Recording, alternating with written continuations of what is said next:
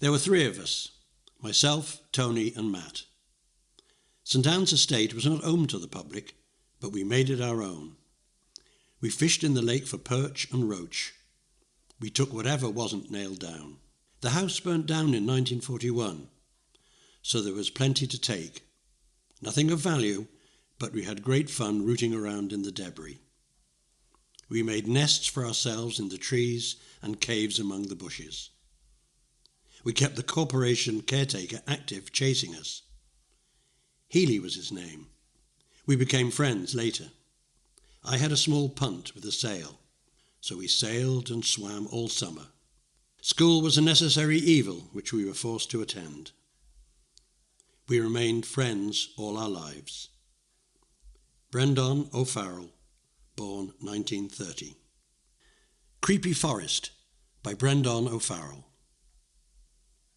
I got my first introduction to the big outside world by being brought by my older sister and her friends to St Anne's estate, known at the time by the locals as Plunkett's, because it was the residence of Bishop Plunkett and family, who over the previous 100 years or so had developed the area into a beautiful estate, with lakes, woods and gardens, which can now be enjoyed by all since being taken over by Dublin Corporation and is now a public park. This was not the case in 1935, when it was still occupied by the Plunkett family and was a private estate. Starting at the last right-angle bend on Mount Prospect Avenue, a right-of-way known as the Styles ran across the estate, passing in a tunnel under the main avenue. After all, if you owned a place like this, you would not like to see the grate unwashed, polluting the view from the house as they commuted from the village of Raheny to the area of Dollymount.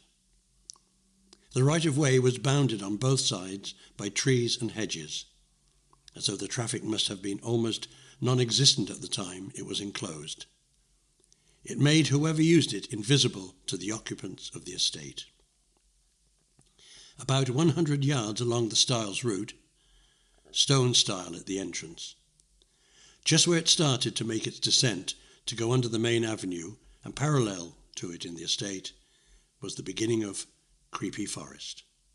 Creepy Forest was the most remarkable place. Although I have gone back to it in adult life, alas, only 2 or 3 trees remain. When I measured it, I found that it was only about 60 yards long and 20 yards wide. You can take my word for that. When we played there, it was almost boundless. It had so many trackways and secret passages that in the beginning we were afraid that if you got lost in it, you might never be found. With my sisters and their pals, we squeezed through a hole in the hedge and silently entered the dark, forbidding forest, where sunlight found it almost impossible to penetrate.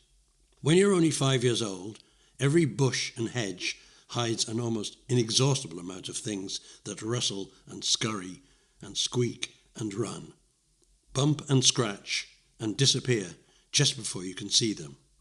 You know in your heart that it is a magical forest.